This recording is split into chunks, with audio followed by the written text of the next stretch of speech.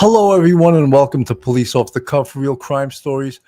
This story in Texas with the floods and the continuing rescue effort, I'm going to go live with that right now as the Governor Abbott and several emergency responders are alive and telling us where they are at on the ground.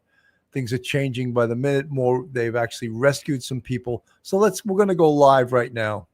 Original state disaster declaration, and then I amended it to add more counties. Let me first go back over those counties, then I'll explain to you what's going on.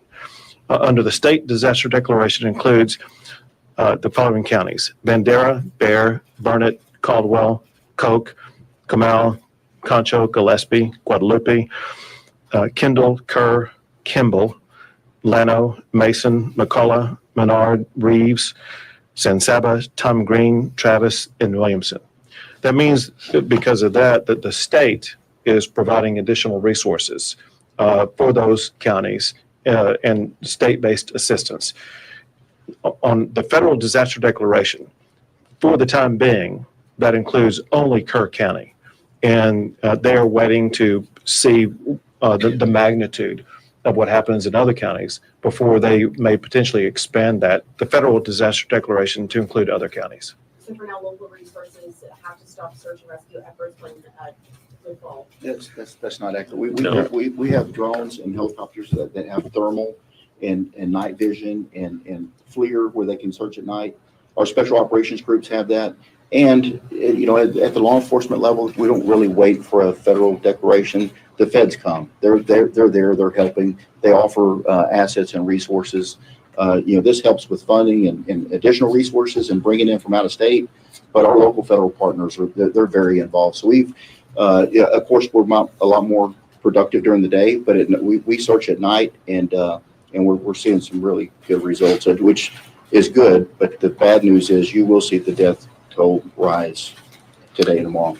One other thing to add to that is the U.S. Coast Guard, part of the federal government, was here working long before the declaration was granted based on our partnership and relationship. So we still have Coast Guard assets here, and they will operate at night as well. Thank you for the question. Go ahead. The magnitude of this tragedy is unbelievable. It's good to see all of these partners, these rescue partners, these law enforcement agencies, FEMA, emergency management, all of these groups getting together for this rescue effort. Can you talk a little bit more about the warnings that local officials got, the way that the state and federal government communicated with local officials, and whether you believe that these deaths were preventable? So there were multiple steps taken by the state that I'll let Chief Kidd talk about, but the state began setting up operations in preparation for what could happen in Kerr County. It happened in the early morning hours of the 4th, which is Friday, and the state had pre-positioned assets and resources in and around that area beginning on Wednesday before the storm on Friday. As we learned more on Thursday, more assets were provided in various regions. We knew, based upon predicted weather, certain regions where the rain may fall. There was an inability to know precisely what rain was going to fall and how much was going to fall where it did fall. And as far as what the locals may have done, Chief Kidd may know more than I, but I would leave it up to them to let you know. And listen, thank you for the question. We need to spend a lot of time trying to answer this question because from a technical perspective, there are multiple warning systems that are out there. And all of us can choose to sign up for warning systems in certain areas, depending on the local government that we're in and the way that their system works. There's a lot of talk about a program called WIA, the Wireless Emergency Alert, and IPAWS, the Integrated Public Alert and Warning System, and how they work or sometimes don't work. And then you have areas where there is no cell phone coverage. And if there's no cell phone coverage, it doesn't matter how many alert systems you sign up for, you're not going to get that. And then there's the NOAA weather radios from the National Weather Service. I'll ask you, how many of you have a NOAA weather radio by your bed at home? And so there can be all kinds of alert systems that are sent, and we know that some were sent, some general messaging was sent early, some urgent warnings were sent at various times, but just sending the message is not the same as receiving the message, having a plan to do something when you receive the message, and then the ability to implement that plan. And so I really would love to have a separate conversation with all of you about how we can continue to get the message to the public about what they need to do when they get a message, so- what they should do. So important for the media to be involved in this because they control so much of the message and getting the message out there and reporting to people where they're at, things, do's, don'ts, what they should do, where the rescuer is at, and that communication can best be disseminated by the commercial media companies, the broadcast companies, of course, radio and all of those things. This is CNN. I want to go back to them. They've been doing a good job on this flood. Update from Kerrville now with CNN's Isabel Rosales. Isabel, set the scene for what you're seeing there today. Yeah, Boris, good afternoon. So I am in Center Point. This is just southeast of Hunt, where Camp Mystic is located. And right behind me is a tributary of the Guadalupe River. There are hundreds of volunteers from Bernie, from Ingram, from Center Point, from all over Central Texas who have come out here donating their time. They have shovels with them. They have walking sticks. And they're going into this scene of devastation, essentially following the water here. If we pan over here to my left, you can see the areas that they're searching for and why it is so grueling and slow. They have gloves on. You're talking about teams of like 5 people lifting up these heavy limbs to search every nook and cranny that they can to make sure that they're not missing anyone. I heard from several of the volunteers that in this area alone, just yesterday, several victims were unfortunately found. They're not just looking for these victims, they're looking for things like this, Boris. You see that over here, a personal item, a jacket. Whenever they find something like that, a piece of clothing, they set it to the side, they note it, and they told me that they're waiting for essentially cadaver dogs to take the next steps. I can hear the sound of chainsaws in the air as they're both working to clear all of this mess up so they can search even better and continue their search for these victims. There's all sorts of challenges here from, you can see this right over here, down barbed wire. You see this?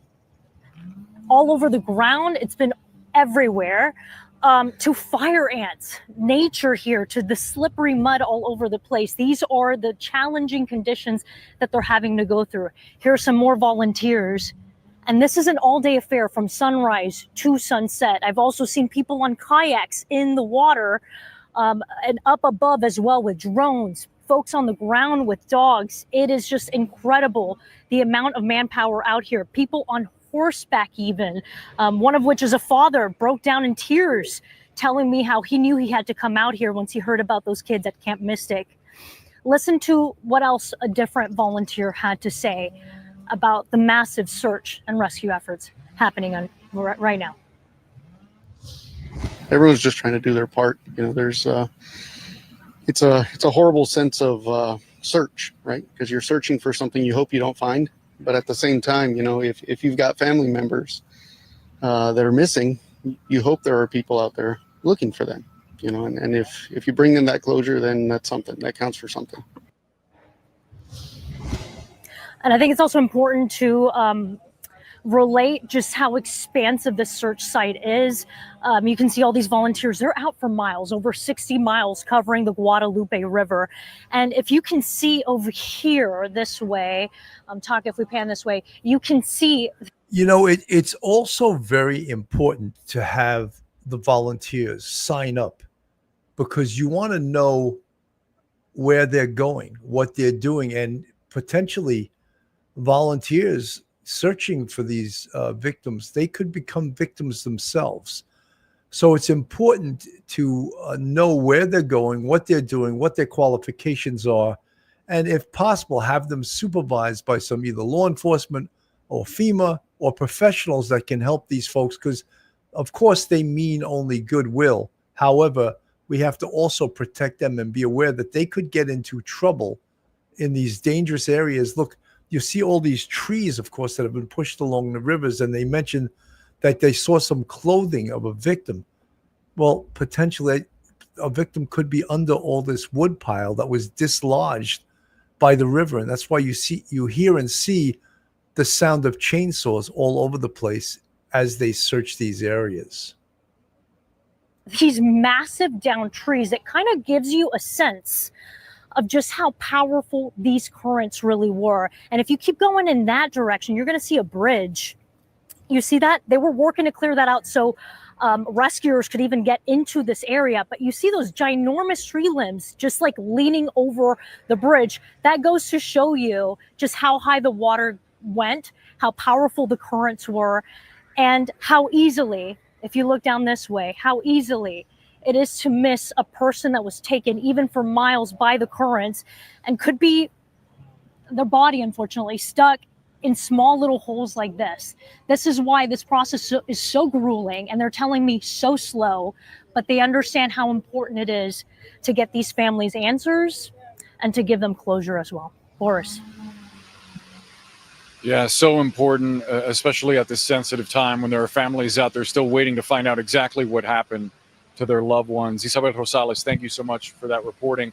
We are now learning more about the lives lost in this catastrophic flooding. 27-year-old Julian Ryan died while trying to rescue his fiance, 2 kids, and his mother from these rising waters on Friday. Julian's fiance says the group was trapped inside their mobile home near the Guadalupe River in Kerr County. And when the water got too high, Julian punched out a window to try to get his family and their pets up to the roof. The broken glass apparently cutting his arm, and he suffered a wound that turned out to be fatal. We're joined now live by Julian's sister, Connie Salas, joins us now over the phone. Connie, first and foremost, I'm so sorry for your loss. Your little brother, Julian, died a hero trying to get your mom and his young family to safety. I just wonder how you are processing what happened. We're processing it as it's still unreal. It's still a dream. We want to wake up from it. And So I believe that we're going to hear literally hundreds of stories like this as people go out there. And in the human condition, people are heroic when they're trying to help and save the lives of others and responding. But they can in turn become, as I suggested before, they could become victims themselves because, some of them, or most of them, aren't trained to do this type of work. And the areas and the emotion that overtakes them as they're trying to save a loved one or even someone they don't know's life is overpowering. Let me go back to the live coverage right now. There was an inability to know precisely where that rain was going to fall and how much was going to fall, where it did fall. And as far as what the locals may have done, Chief Kidd may know more than I, but I would leave it up to them to let you know. And listen, thank you for the question. We need to spend a lot of time trying to answer this question because from a technical perspective, there are multiple warning systems that are out there. And all of us can choose to sign up for warning systems in certain areas, depending on the local government that we're in and the way that their system works. There's a lot of talk about a program called WIA, the Wireless Emergency Alert, and IPAWS, the Integrated Public Alert and Warning System, and how they work or sometimes don't work. And then you have areas where there is no cell phone coverage. And if there's no cell phone coverage, it doesn't matter how many alert systems you sign up for, you're not going to get that. And then there's the NOAA weather radios from the National Weather Service. I'll ask you, how many of you have a NOAA weather radio by your bed at home? And so there can be all kinds of alert systems that are sent, and we know that some were sent, some general messaging was sent early, some urgent warnings were sent at various times, but just sending the message is not the same as receiving the message, having a plan to do something when you receive the message, and then the ability to implement that plan. And so I really would love to have a separate conversation with all of you about how we can continue to get the message to the public about what they need to do when they get a message, what they should do when that message is received, and how they communicate that back to their loved ones and family members. Let me add this also. I don't know if you guys saw this, but the city manager for Kerrville explained that on the morning of the 4th, he was out jogging at about 3:30 in the morning. And it just then began to rain a little bit. He got home and saw that it rained a little bit more. And he saw after that the torrent of water that was coming down the river. And the point that he made was that by the moment in time when they knew the magnitude of the water, it's a difficult decision whether or not to begin evacuating people or not, because if you have a warning telling everybody to evacuate, you could actually lead them to their death. We know that some deaths in Kerrville were people who died who got swept away who were trying to evacuate. And so local officials know the best about the terrain, about the danger spots and things like that, about who might be able to evacuate, those that would just be getting into a more dangerous situation. You talked, in what you just said, kind of about expertise and about just knowing the area, and that extends also to the National Weather Service folks who are in those offices and have years and years of experience.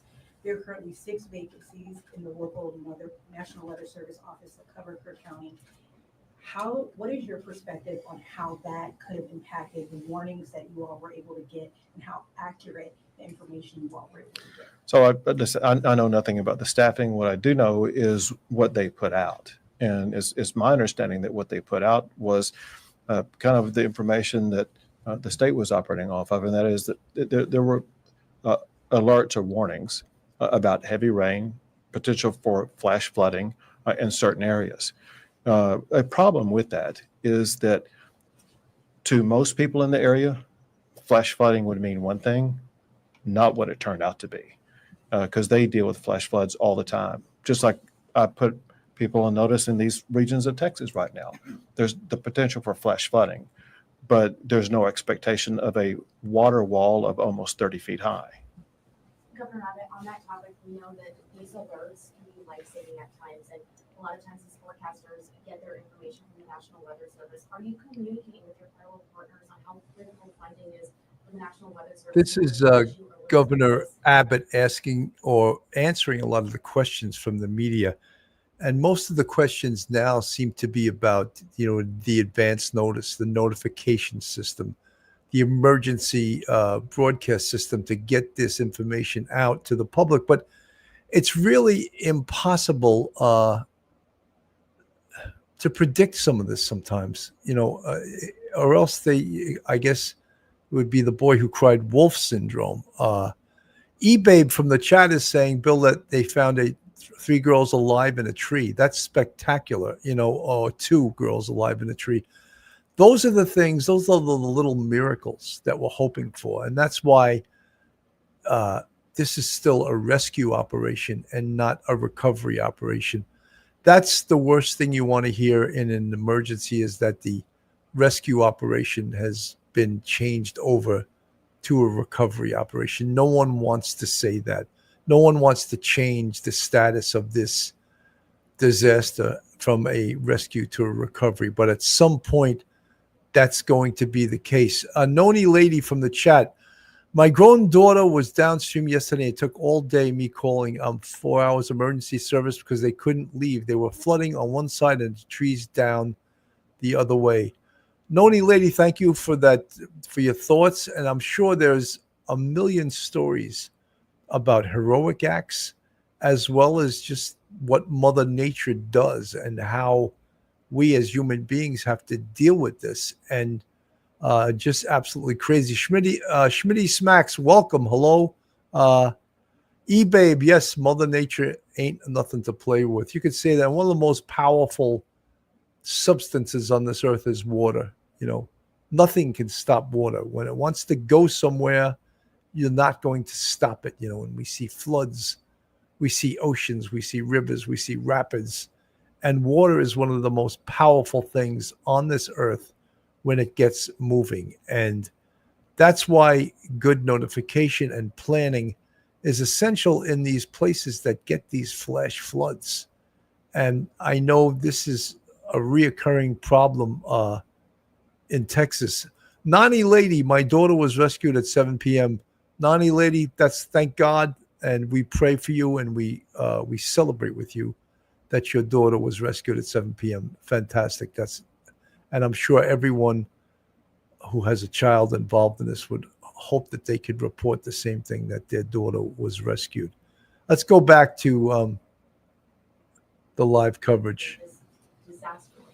It's one of the things that we spoke about when Secretary Noem was in, and this is part of ongoing conversations.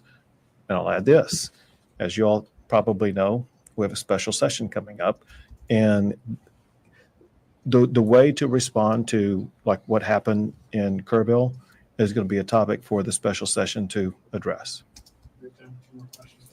Is part of what you want to address, because there was a bill that was going to create a council to kind of talk about what warning systems, and it was not successful.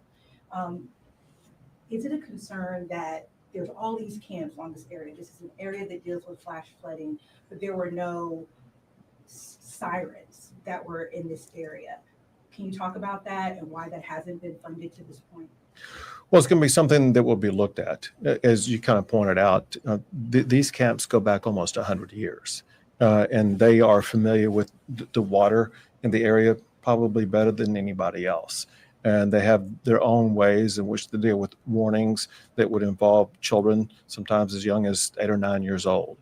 And we need to evaluate what they know, how they respond, what they need. And that's why it's going to be good to have a session with all members working together that will bring different perspectives, because the reality also is this, and that is what's needed in that river basin at that location could be far different than what's needed in some other river basin across the state. One more, folks. Go ahead. Do you know if anyone tried to get warning to people at the camps outside of the automated disaster system? I missed the first part of the question. Did anyone try to get warning to the people at the camps outside of the automated system?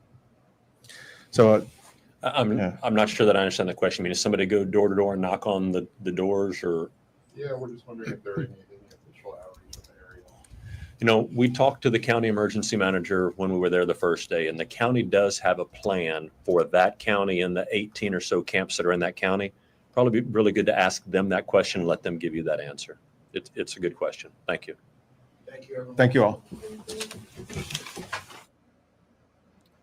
All right, so we'll talk about that briefing. There is some weather updates I want to give you too.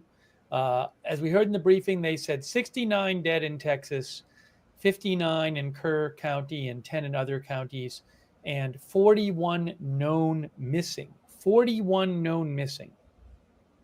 That includes the 11 girls from the camp in Kerr County. So, but there's some new weather warning going on. By the way, we also got a live shot in from Kerrville, Texas. That's where this live shot is. So I wanted to have that on the screen for you via AFP. I think there's vehicles back in the distance here. And let me mention what's going on with the weather. So we now have some more flash flood warnings, but look at this one. This flash flood warning is right in or near Kerrville. See Ingram, Kerrville? We got some rain picking up in the area. So this flash flood is for east central Kerr County and southwestern Gillespie County. Between 1 and 2 inches of rain have fallen. Rainfall amounts up to 2 inches are possible in that area. And you can see there's Kerrville right there. Look at the rain over over the last hour or so. This is about an hour and a half loop. Look at all that heavy rain popping up in that area. So rain added, of course, to this emergency situation will just exacerbate the whole problem. And, you know, there's so many things going on at once. I'm sure that we can't report on all of them. And suffice it to say also that the numbers, of course, are going to increase. They're not going to go down. But all we can also pray for and hope for is that some of the missings are found alive.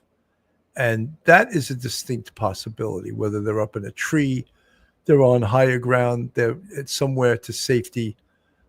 Those are all the things that we want to hope and pray that we find some more survivors. Angels fall from grace. One day last week, we got an emergency flash flood alert at 3 a.m. I was so annoyed. Then I found out how bad it was a couple of towns over and felt so stupid. Was nowhere close to this though. I'm devastated. JLC from the chat. I stay at River Inn frequently, which is right next to Camp Mystic. So you know the area, and you know that this could have a disaster like this. Carrie M. Bandera had a siren warning of tornado bad weather.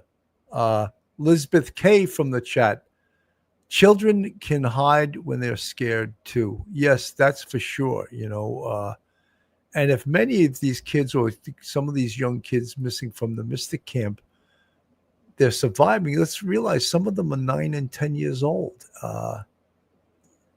They could be left to their own devices to save themselves. And that's a scary thought. JLC from the chat, it's really bad service out there. I was following the weather and there were a lot of warnings hours before, but if you don't have service, you won't get the warning. Camps should have weather radios. Yes, I think that was mentioned by Governor Abbott. While yet still today from the chat, Carrie M, I didn't recall Texas having monsoons in July, but a native said these deluges are due to Tropical Storm Barry from Mexico, dissipating and stalling over south central Texas. Deja vu, Helene, 9/27/24. So whatever the reasons are, it would seem that the warning system perhaps is a little inadequate. And some of you folks are familiar with the area saying that there's virtually, at times, no cell service whatsoever. And that could be outrageous because, communication is the lifeblood of anywhere, especially during a disaster. And if there's no communication, how are people going to be warned? How are people going to know what to do? And it's just outrageous. So, yes, communication, and then there should be a plan in these areas. Emergency responders, even people that live in these areas, they should have a plan in regards to how to respond. I'm going to go back to the live reporting right now, as they're coming up with the weather report, and the weather looks like it's having a turn for the worse right now, potentially more rain. I will have for you, again, I don't have a live video I can show you right now, but what usually happens is shortly after the press conference shortly after the Kerrville update, they'll post it on their Facebook page and I can show you then. So I'm going to just listen to a little more and see what they say. But again, they just said 68 now dead in Kerr County.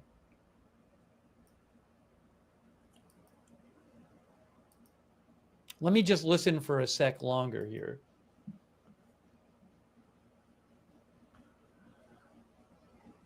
So 68 dead in Kerr County, 41 known missing. Breaking news, 28 children of the 68 dead in Kerr County.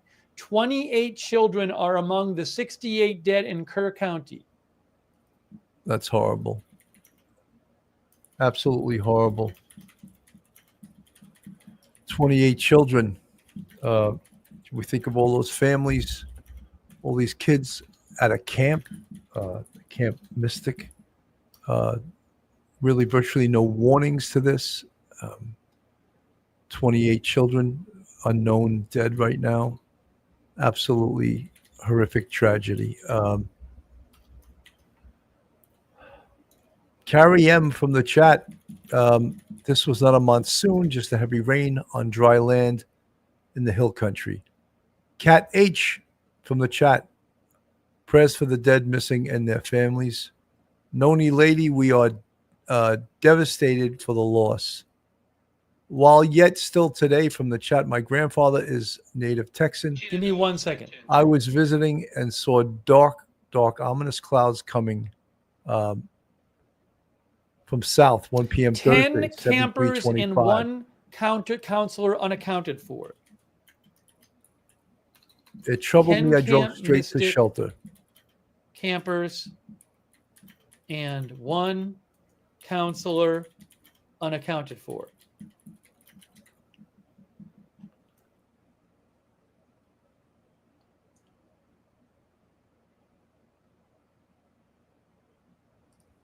Just absolutely devastating. And we just say prayers for the rescue workers that they have the strength to continue, that they find people alive. That is the goal of rescue workers, obviously. And as I said earlier, we don't want to hear when the rescue turns into a recovery. That's a bad sign. But at some point, that's surely what is going to happen, is that the Texas, 68 dead, including 28 children from floods, 10 Camp Mystic campers, and 1 counselor unaccounted for. Wow. So now, yeah, the 41 known missing, I'm going to leave that up there. Maybe it's 40 known missing now. I don't know. It's, Governor Abbott said 41 were known missing, but that was about an hour ago. So maybe the known missing is lower now. I have no idea. But the best I can tell you is the latest updates we've gotten from the state and from Kerr County are that in Kerr County, there are 68 dead, including 28 children. 10 campers are still unaccounted for, and a counselor are unaccounted for. Then we know confirmed from Governor Abbott there are at least 10, probably more, because, for example, I don't think he mentioned Kendall County, Governor Abbott. Anyways, confirmed 78 dead in Texas, 41 known missing. But be careful with the known missing because, again, some of those missing might have been people who they identified in Kerr County. So that's the best I can do for you right now in terms of the numbers. Also, Governor Abbott said he believed there were unknown missing, people who they have not realized are missing yet. So that is, I mean, it's just terrible. It's terrible, terrible, terrible. there's always unknown missing because, people could be missing from their home and no one has contact with them because of no cell phone service. And they're just not reported yet. So that's part of a, this whole big rescue effort. Until the smoke clears, so to speak, till they get a bigger handle on this, it's not going to be clear how many people are in fact missing, how many people were dead. And there's still hope right now that some of the missing can be found and recovered alive. At least we're going to pray for that. This is from CNN. We're actually living like that's the truth. Yeah. Like he's And Connie, never going to how walk through that door again. Yeah, I'm sorry. Go ahead. You were saying. He would never walk through that door again and be that funny person he is because we lost that person. And Connie, how is his fiance and the rest of the family? How are they holding up? They're not holding up too good because my mom, they were literally panicking and about to. Well, this story is a story about a man who tried to save his family from a camper that was the water was rising above it, and in punching the window, he cut his arm, and that wound up being life-threatening. And in fact, he died from receiving the wound from breaking the glass. Who drowned, and my mother was still holding up her son, holding him up. And he looked at her and said, "I love you." So my mom has that heartbreak of looking at her son and telling him goodbye, holding him while he takes his last breath. Connie, could you give us an idea of what exactly happened, how they learned that something was wrong, and then how he was able to manage to get them out? what happened is we heard a gurgle in our tub and our toilet, and by the time we looked and seen and what the gurgle was, the water was already coming out of the tub and out of the toilet, and by the time we had no time to actually physically save ourselves, it just came. The water rose. I lived right behind him, like 20 steps away. And me and my brother talked before this happened. And so for us to say our last goodbyes and say, both of us said we're scared and didn't hear nothing, talk to each other after that. Our last words were, I'm scared. And he says, me too. We lost Well, everything. Connie, We lost our house. Yeah. So these are terrible stories. And that man who you saw up on the screen, he lost his life saving his family from a camper. And you're going to hear thousands of stories like this in the next few hours, next few days. And it truly is heartbreaking to hear this. But the people that volunteer their time and risk their lives in these rescue missions are totally doing what we'd call God's work. Absolutely. So, and then there's other rain going on as well. Look it over here. Flash flood alert, northwest. This is, oh, by the way, we're looking at, hang on a moment here. This is radar Omega that we are looking at. Flash flood alert for northwest of Austin, eastern Burnett County, northwestern Travis County, western Williamson County. Up to 2 inches of rain have fallen. Additional rainfall amounts of 1 to 2 are possible in the warned area. Thunderstorms producing flash flooding. So we need to keep an eye on that as well. So we're seeing some storms pop up here. And we talked about these flash flood alerts before. These are more north, and these have been up there for hours now. Some of these ones, like this one says up to 3 inches of rain have fallen. Additional rainfall much up to 1 to 2 inches are possible. So these are more north than the flooding earlier this week or the last couple of days up here. But keeping an eye, and again, this is, you can see Kerrville on your map right there. And the river is, so, you know, another concern is that this water could go into the river, the Guadalupe River. If I do this, so the Guadalupe River is right, see the river? There it is. That's the Guadalupe River. There, right? So now we have a bunch of rain popping up in the area. Is a bunch of that going to just go into the Guadalupe River? And then you have the Colorado River that I know flows through this area up here. So I don't know what the exact impacts of this are going to be, but rain popping up.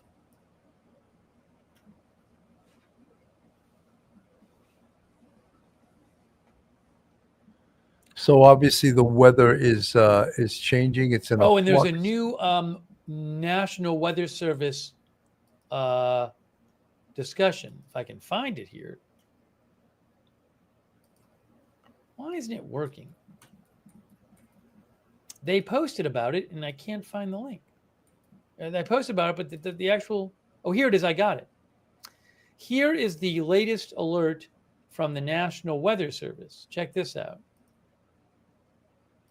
Latest Weather Prediction Center mesoscale precipitation discussion. Look at this. It says slow-moving thunderstorms capable of 2 inches an hour rainfall rates may cause flash flooding. Areas affected, South Central Texas. Concerning heavy rainfall, flash flooding possible.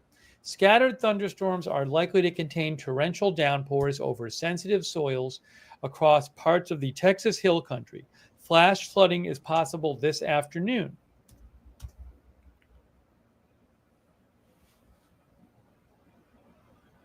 So more good news weather-wise, right? But Okay. When it rains, it So, pours, as they say. No pun intended. These storms should be, it says at the bottom, these storms should be more pulse-like in nature, but given the soil sensitivities in the area, there is the potential for as much as 2 to 3 inches of rainfall, local amounts up to 4 inches, in areas that do not need any more rainfall. Flash flooding is possible once again this afternoon. Thunderstorms should dissipate in coverage after sunset due to the loss of daytime heating. So this is in effect, well, they say for the next several hours, it sounds like. Say storms should dissipate after sunset. So it sounds like they absolutely have their hands full with all the things that are going on. From the chat, while yet still today, I saw a video of a man in Kerrville who said he tried to escape, but by the time he realized it and got in his truck, it was 2 feet up his legs, and then when he opened his door to flee, it was flowing into his cab. The speed in which this water was flowing and this flood materialized was unbelievable. Just absolutely scary as all hell that it could happen that quickly. And how do people respond when it happens this quickly? When the water is moving that fast, it's just really, really scary. And let me go to WSJ News. They got some fresh looks at this and some different parts of this tragedy, different parts of this emergency. Here we go from WSJ TV.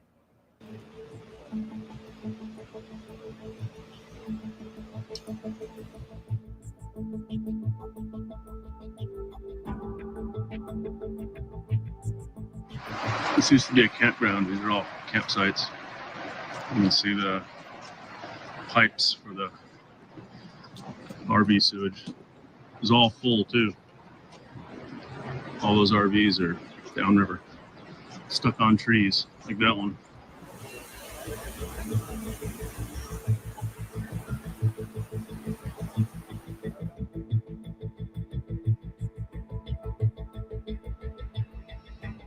As of 9 a.m. this morning, we've recorded 59 deceased in Kerr County. Among those who are deceased, we have 38 adults and 21 children.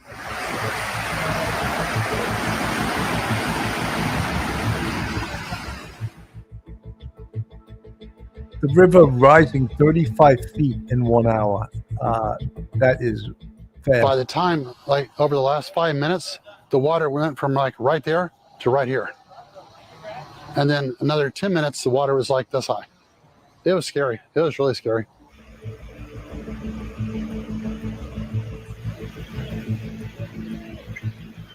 The devastation is just amazing.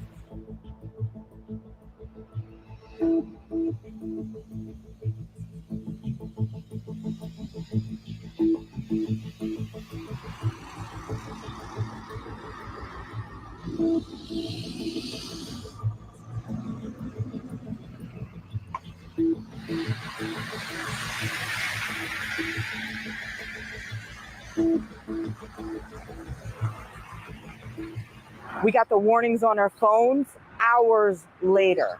The destruction had already been done before the warnings came out.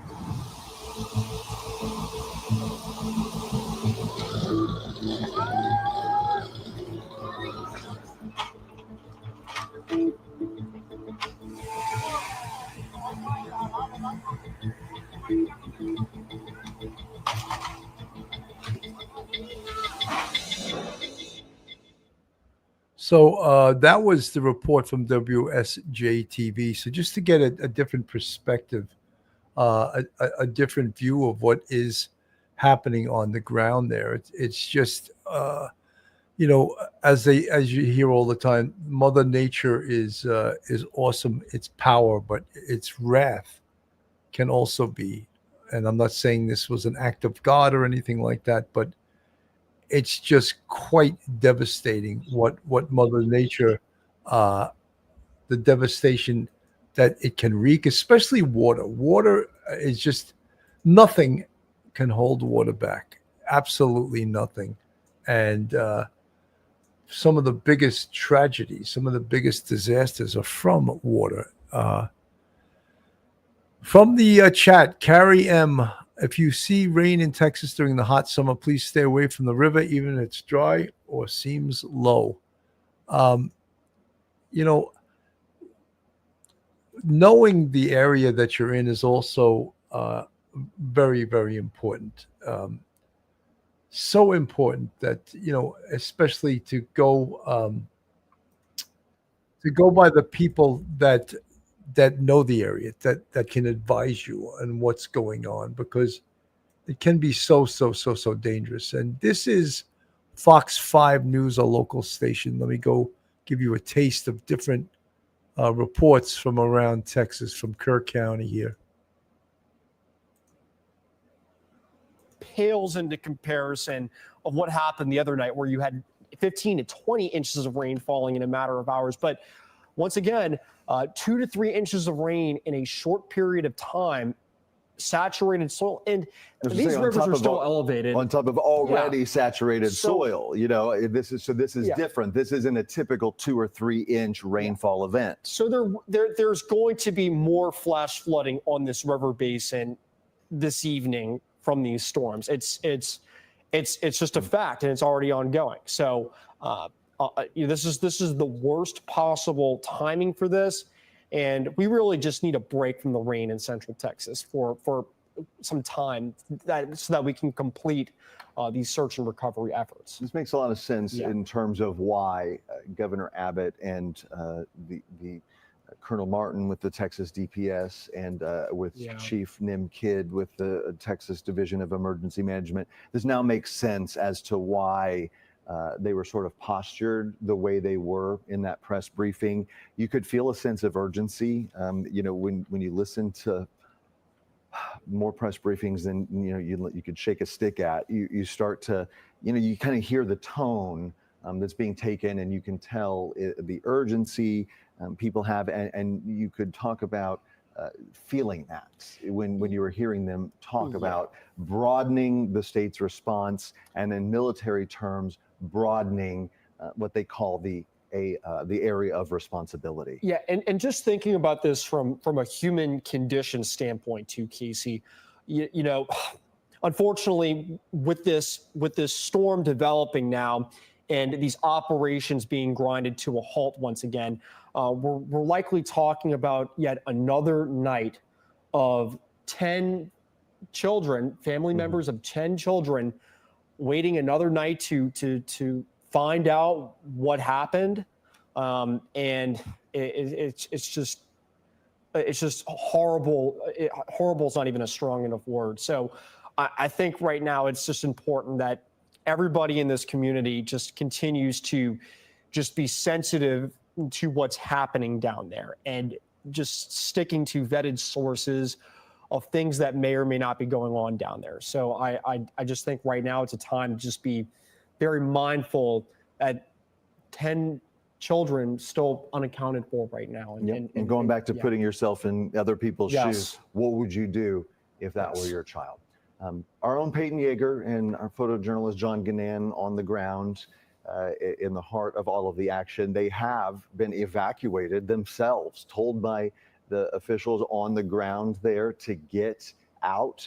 They were in Camp Mystic earlier today and providing us with live reports. Before they had to leave, they shot material to tape, and we want to play again that for you right now.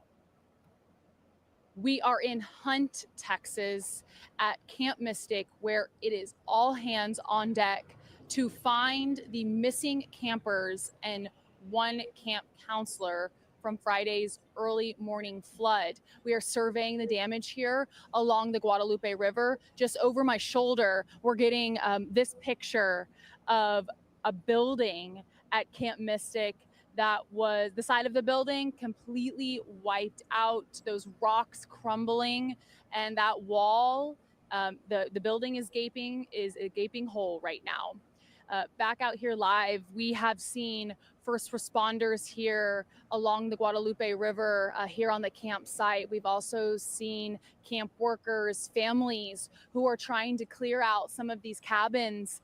Over my other shoulder, the water, according to Governor Greg Abbott, was above some of the cabins here on the campground. So we know that counselors had to punch out some of those windows to get campers out. So we do have windows that are open. You can see pillows that are caught in those windows. We have seen people pulling out belongings, clothes or trunks coming out of those cabins. So it is an all hands on deck here in Kirk County. We have canines, we have choppers overhead, drones. That search continues into Sunday. Before I leave, we could pan this way. This is where the Guadalupe runs through Hunt, and you can see these trees, just how powerful those floodwaters were early Friday morning. These trees now completely horizontal, and it's like this all the way down the Guadalupe River. We do have families of these missing campers who are in town at a nearby town in Ingram that are waiting for any update, any briefing from officials as those recovery efforts go into Sunday. In Hunt, Peyton Yeager, Fox News. So Camp Mystic, where Peyton and team are, that's Hunt, Texas, and it's a private Christian summer camp for girls. It has been established in 1926 by the University of Texas coach Doc Stewart. It remained in continuous operation, but in 43 to 45, the federal government leased it as a rehab camp for veterans of the Army of World War II. And that's just unbelievable, the steeped tradition and history there.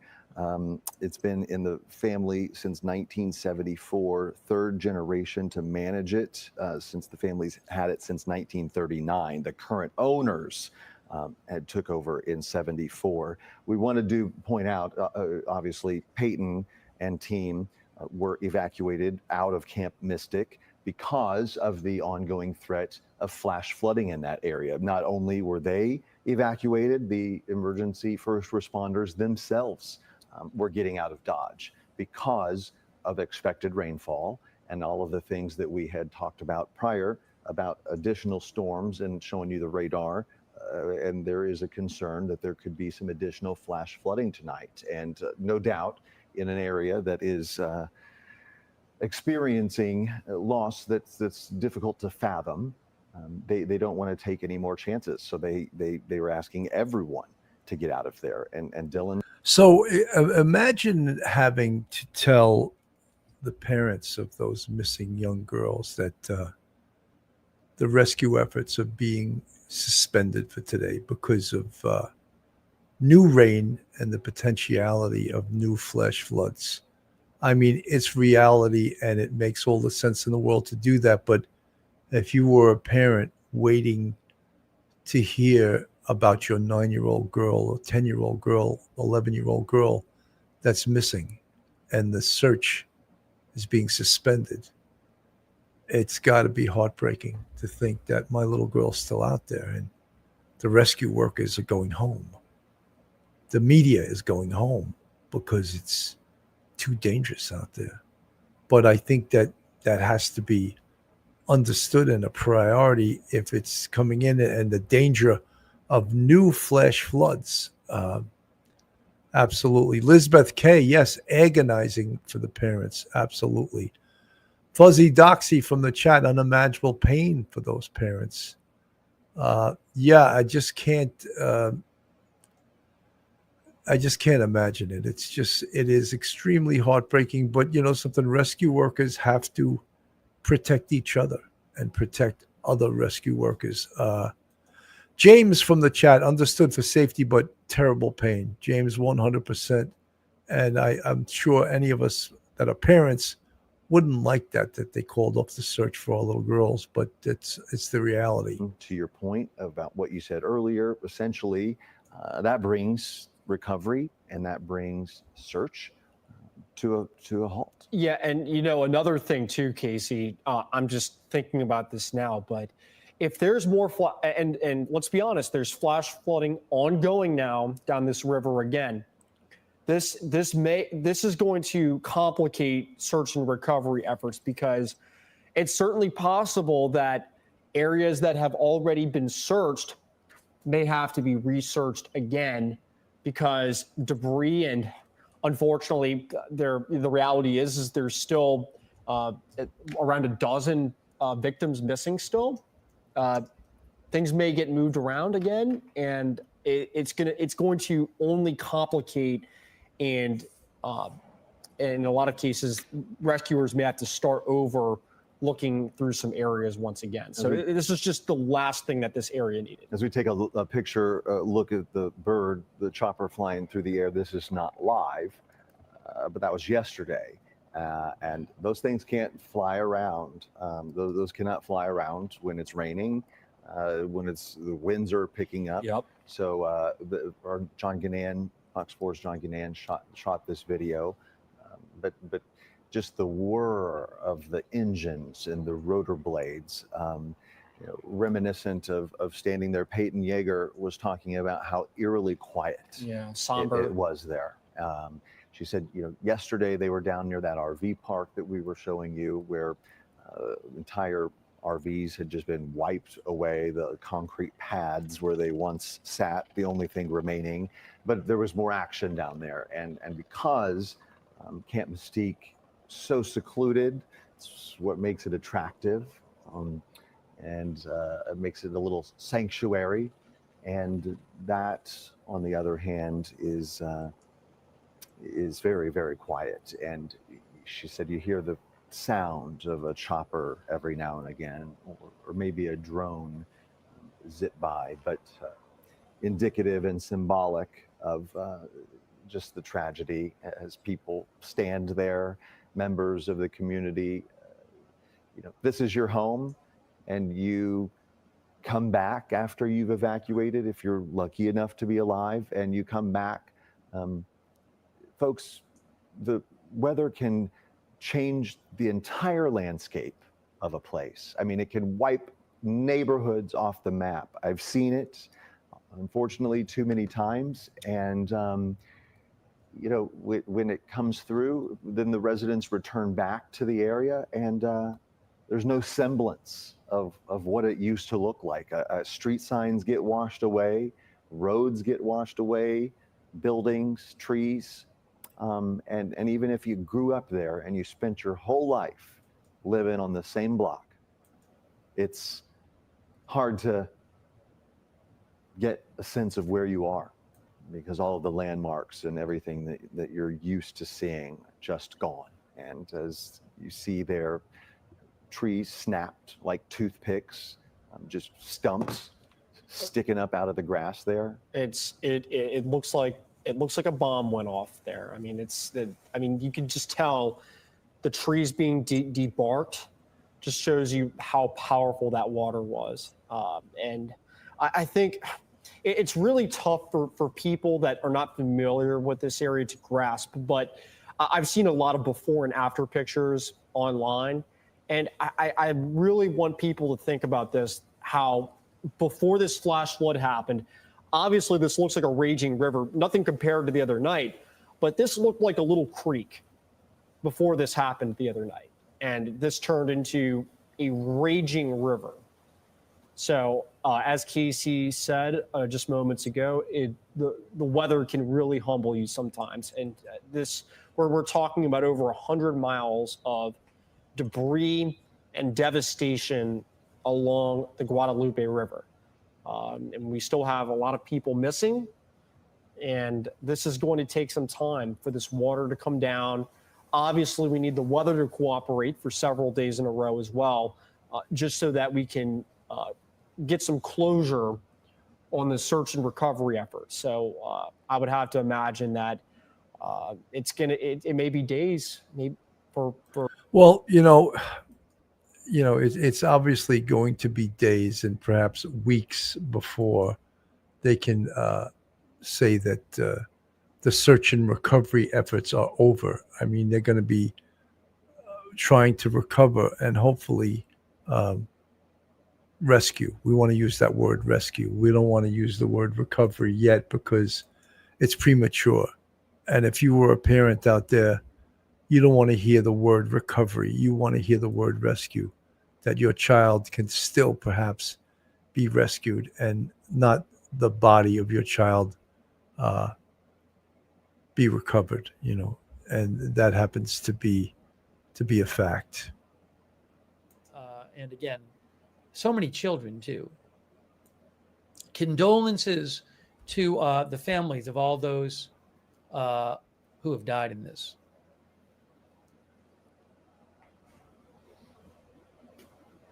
Showing on the screen 78 dead, 41 known missing. Awful. So the numbers are going to continue to Let me just see what else. to change in this disaster, and we'll keep following it. We'll keep giving you updates in regards to what's going on. But just know that it's a horrific disaster. All the rescue workers are on the ground. Some of them are being called away because of the danger of additional flash floods because of the rain. So if they've been pulled away, the media has been pulled away from Camp Mystic, which was where all those young girls had to escape from. So this is an ongoing situation. This is an ongoing emergency, and it'll continue to be in flux until it's determined that it has turned from a rescue to a recovery. And the vast geographic area that this has been covered with or this has taken place over is also just unbelievable. So folks, I want to thank you so much for tuning in. I'm Bill Cannon from Police Off the Cuff Real Crime Stories. If you're new to this station and you're not subscribed, just hit the subscribe button. And as we get more information, perhaps we'll come back on the air later on. Have a great day, everyone, and God bless. One episode just ain't enough.